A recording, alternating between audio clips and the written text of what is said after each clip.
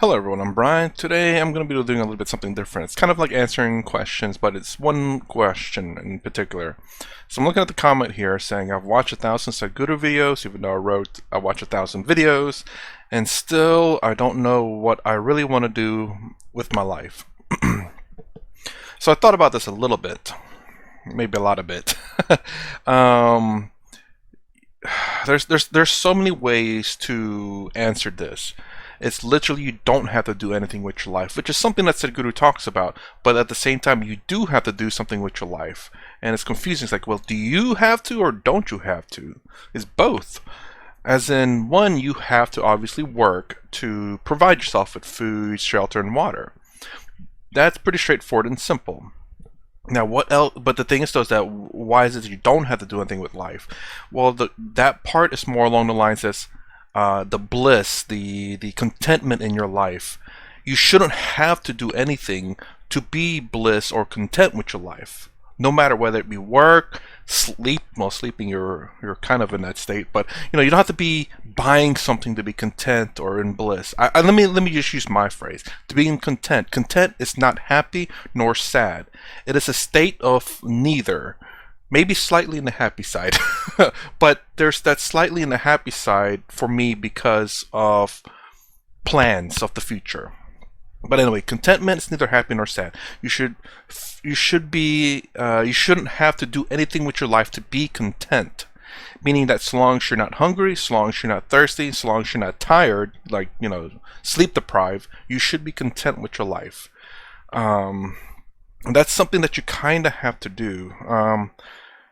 So I'm going to be pausing a lot in this video because I'm trying to keep my thoughts straight here. So that's why you do have to do something with your life and you don't. You do because you have to obviously get money to provide for yourself, and you don't because you shouldn't have to do anything to make yourself happy. So I hope that answers that question. I don't really know what to do. You don't have to do anything and you do have to do something. To support yourself and to be happy are the two different things. Why you do and you don't. For me, there are a lot of things I want to do in my life. I'm not saying I'm going to ever get to them. I guess I'll start with this. I kind of got a little bit inspired by Markiplier. It'd be nice to play video games and get paid for it. But anyways, more along the lines that I noticed that when you look at some of his comments and stuff, a lot of people look forward to watching his videos as an escape of realism. A lot of people it's really weird, and I won't say really weird, but it's really kind of, I don't know how to describe it, just different, I suppose, that people look forward to watching his videos for enjoyment, to escape the sad realities, I suppose. It's like, I guess you could say, in some degrees, it's like kind of like people who drink alcohol. They have a miserable life or something along those lines. Like it's too much for them, and they drink. And then that's the reason why a lot of people drink, is to get rid of those bad ideas, bad thoughts, or whatever. And that's something kind of like what Markiplier does, but at least it's not not as bad as drinking or any kind of addiction. It's a temporary relief to enjoy life. And this is the idea here, is where it's like they have to watch Markiplier or do something to enjoy their life, to make them forget the bad things. But that's something I kind of want to do as well. Hopefully provide some enjoyment, and more than just mere enjoyment, but hopefully some form of realization. I'm not saying you're getting enlightenment. You're definitely not going to get enlightenment while watching my videos, but I'm hoping that at least maybe it can ease your suffering. Again, I was low standards, like just reduce us suffering. And so that's kind of my goal. I mean, I kind of do that in my job already, where whenever I work in a position where I have to help people, and when I have to go down and interact with them, I joke around and talk with them, have fun while I fix their problems. So not only am I, entertaining them and making them laugh or whatever, I'm also, fixing their problems. And when I fix their problems, I'm also making their life easier. If they have a problem that, it's not necessarily something that I can fix, I'll try to fix it for them. I'll try to do my best to find a solution for it, make their life easier, and it provides me joy by doing that. So that's the little thing that I find purpose in life, is making people happy and making their life easier, reducing their suffering. I guess that's in a materialistic way that I can do that. Obviously, I can't sit there and preach, Advaita Vedanta to them while we're working. That's gonna take off forever. So I can only do what little I can, and even that for me is joyful. And this is something that Swami Sarvapriyananda talked about the scientists have discovered 3 things that makes people happy. One is, buying yourself stuff, brand new phone, brand new t-shirt, brand new flip-flops, or whatever it may be. 2 is having a job, because at least you have a greater purpose than yourself in there. It may not be something that you enjoy. And 3 is serving others, whether you're getting paid for it or not, but serving others as in the people that you want to serve. Luckily enough for me, I don't mind serving a lot of people, but I have to be realistic about it, where I cannot obviously sacrifice myself or my life to serve other people. If I can't serve them without it being so much of a burden to me, I could try it. I could definitely try to do it. I could how do you say, reduce the suffering of people to what I can. I have to understand my limitations. That's another thing I preach a lot too. As a matter of fact, what I was thinking about while I was taking a shower about reading your question here is about, I preach kind of 2 things: responsibility and understanding. So, but yes, you could, like a lot of people have said in my videos that, me watching all those videos is not going to make me realize anything. To some degree, that is very true. To a lot of degree, or to some degrees, it wasn't. I have come to a lot of realizations. Obviously, it's not going to, tip me over the edge in terms of becoming fully liberated or anything like that. Which, yes, absolutely. You watch the videos to get some understanding of it. Obviously, it's never going to be the full thing. And what a lot of people have commented on your comment, by the way, is very true, which I was going to say, is that Sadhguru teaches inner engineering. A lot of people have suggested that to me. I haven't taken it yet, and don't, I already know. I will take it eventually. I have to, how to say, line things up in my life to where I can focus on that. Otherwise, it's going to be a complete waste. And if you say, like, why wait when this is so, like Sadhguru says, why wait? Why do you want to wait for so long before you become happy? I'm kind of there. Like, I'm very much content in my life. And this is something that started in my college days when I took world religion, and the words that came out of my teacher's mouth she's Indian, I believe she had a dot, and wore the traditional, I'm assuming it's a traditional garb, but it was Buddhism. The words that she uttered, two of them I remember in particular. One is that matters the most, is the world is suffering, which I was like, world is suffering. How is it suffering? Childbirth is joyless. Everyone celebrates it. It's like, but before, as the child is coming out, there is quite a bit of suffering on the woman's part. So I was like, okay, I get it. And I started thinking about a lot of things, like, even us breathing, it's not free. There's an exchange going on. I'm not saying there's suffering, but everything comes at a cost in a sense. So free would be reduction of suffering, but a cost generally means there's suffering, generally speaking. So, listening that the world is suffering was very much an eye-opener to me. It made me try to understand the world a little bit more, and I think it's what started me in this path to contentment. The second thing that was said was, when you do something, give it 110%. I'm paraphrasing here. Give it 110%. Expect nothing from it. Don't expect it to pass. Don't expect anything from it. That way, whenever nothing happens, well, you're already expecting that. If something great happens, well, that's fantastic. It's just a bonus. If it succeeds, that's great. If it fails, well, you weren't expecting nothing from it anyway. So I think those were very good words for me to hear at the time. I think it might have came at a pretty good time too. I wasn't suffering or anything during that time. It's just, if I heard it maybe a little bit earlier in my life, I probably wouldn't have taken it as seriously. I don't know. I mean, maybe I could have, maybe I couldn't. I don't know. So again, watching a whole bunch of Sadhguru videos is not gonna necessarily tell you what to do with your life. But the most important thing here is to be content with your life regardless of what you do. That is the most important thing, in my opinion. And I do believe inner engineering may help you with that. I'm not saying inner engineering is going to be like, guaranteed that path. I cannot say that it's guaranteed or anything. I don't know if Sadhguru guarantees that you'll follow that. For me, I'm a bit of realistic. I understand that not every guru is for everyone. I know not everyone's going to like Sadhguru. I know not everyone who likes Sadhguru will, even though they follow the path, may not work for them. I just saying be realistic. Absolutely try I won't say every guru and Swami, but try out Sadhguru's inner engineering. It might be the one for you. Try out. You may have to look for local gurus or Swamis out there that are very reputable and to help you with this. For me, how do I become content with my life? Responsibility and understanding. And I think that a good start would be understanding, because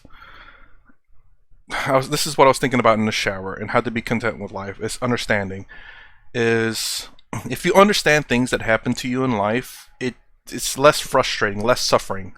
If you don't understand something and it's harming you, then it's going to be a lot. You're going to suffer a lot more, I believe. Again, I don't know if this is going to be for everyone or not, but this is how it works for me.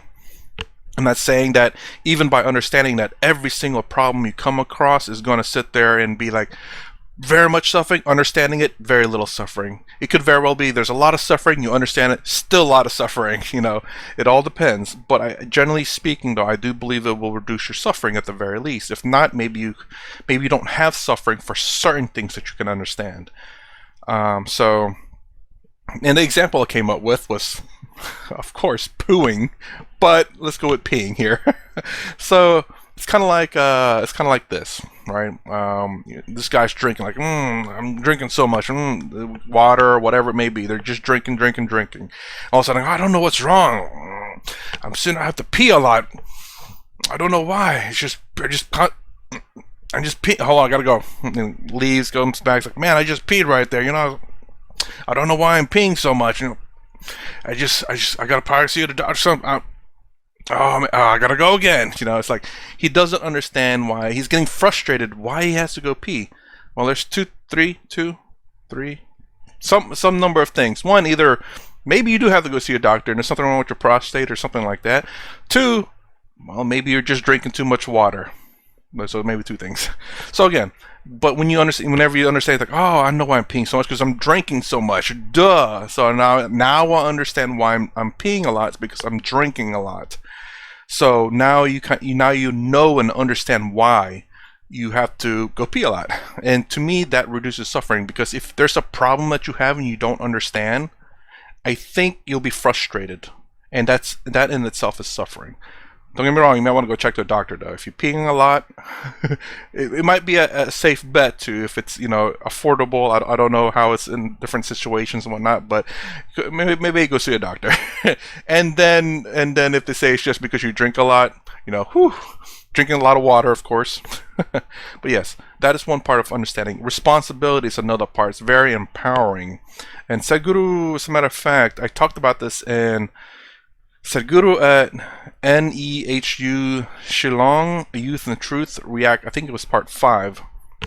And as a matter of fact, in that last 20 minutes or so, I believe it's like one of the last few questions, I talked about this comment a little bit. I remember reading it during that time.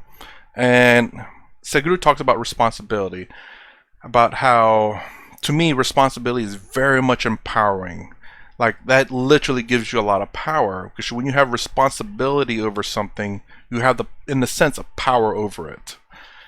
Because a lot of, like, for example, if you have responsibility to your children or to your younger brother or sibling or whatever it may be, you have a lot of power there. because you have a responsibility over them. I'm not saying you know power as in something as a dictator, but power as in to do something good, and you have control over something.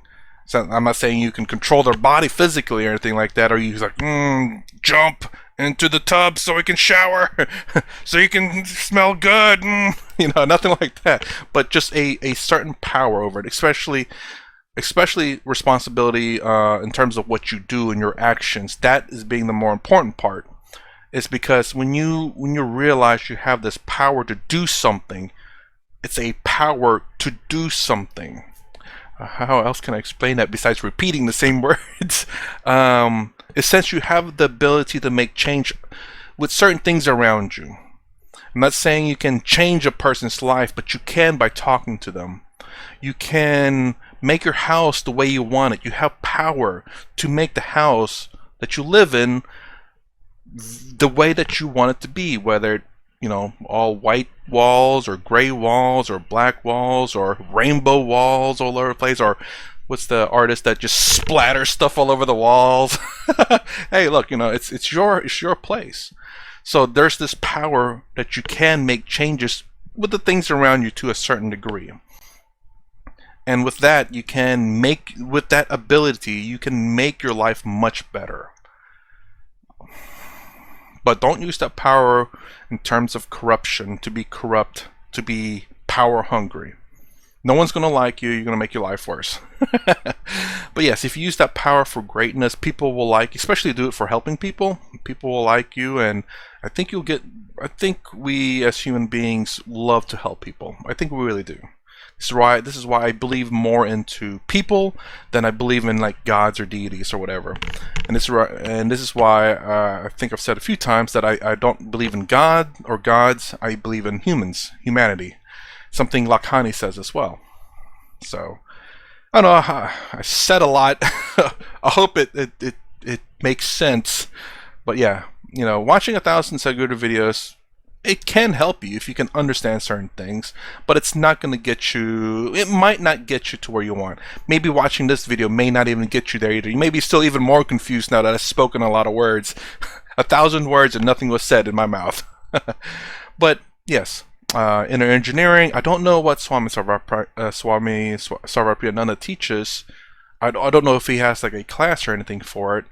I highly suggest maybe going to, if you live near, I guess one of Sadhguru's temples or whatever. I think maybe going there and asking, like, I think this is what I kind of say to myself. Not say to myself. This is me.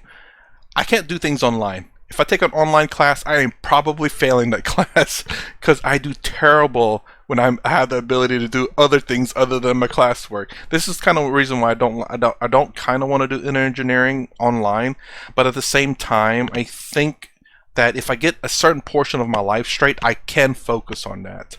So if you have the ability to probably, like for me, I have to go in class for me to focus, because it provides the environment. Again, this is something that Lakhani Swami Sarvapriyananda has said, where you devote a certain section of your house to prayer or to meditation.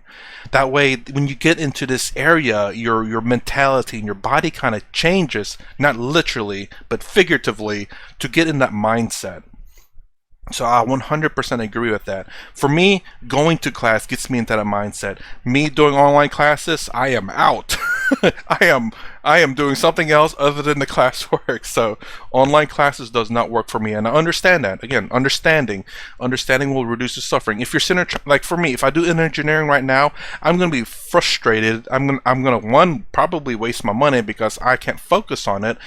Everything is not, I won't say aligned, but it's not conducive to me focusing on that, and that's the reason why I've been putting it off. And again, look, if I die before I do it, and you believe in reincarnation, well, guess what? I got in my next life to try it, and I don't mind. Look, you know, if how do I say?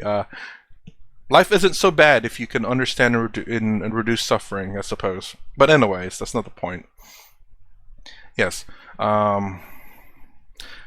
So if you can go to a temple, I think that would help with focusing on what it is that you're trying to achieve.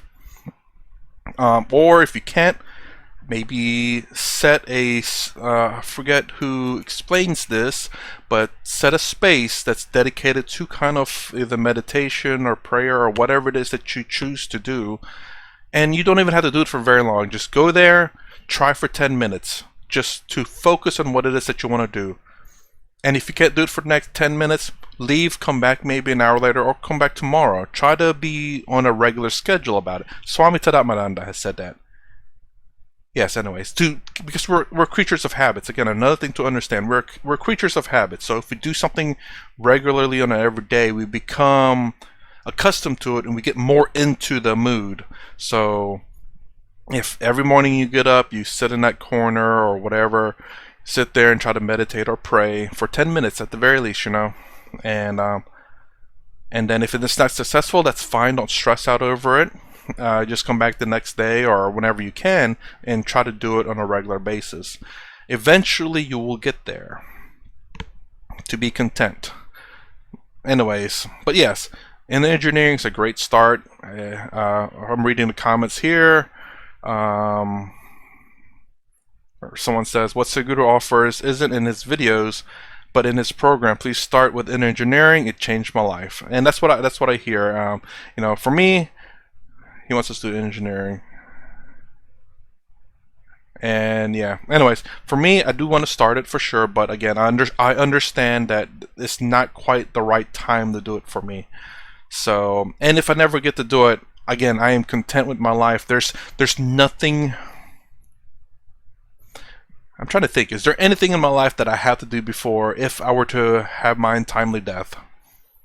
I don't think so, honestly. If I die now, I'd be alright. Hope not, though. Hope to live until however long I live. If that's tomorrow, then so be it. But yes, and I think that's one of the key things, is that I think a lot of people are trying to do so many things in life because they're not content with life. Don't get me wrong, do as much as you can. If you want to go exploring, that's great. But the whole point is that whether you do that or not, yourself is always the same, content. Okay, I guess I did say something a little bit earlier about why am I slightly above content. It's because there's certain things in the middle of the week that I do that I thoroughly enjoy and I look forward to them. Content, me.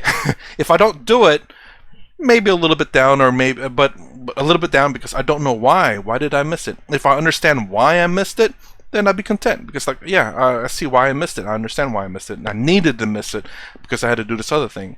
So if I understood, I'm not going to be saddened about it. I'm not going to be suffering about it. It's like, well, that kind of sucks, but you know what? I have the next week to do it in. So hope this helps anyone who watches it. And good Lord, it's running a lot longer than I thought. But again, engineering is a great start. For me, it's being okay with yourself, being content with yourself, and understanding the sufferings that you have in life. That way you can be content. Anyway, so I hope that answers your questions. If you like my content, please consider subscribing, thumbs up, thumbs down below. Thanks for watching. I'll see you in the next vid.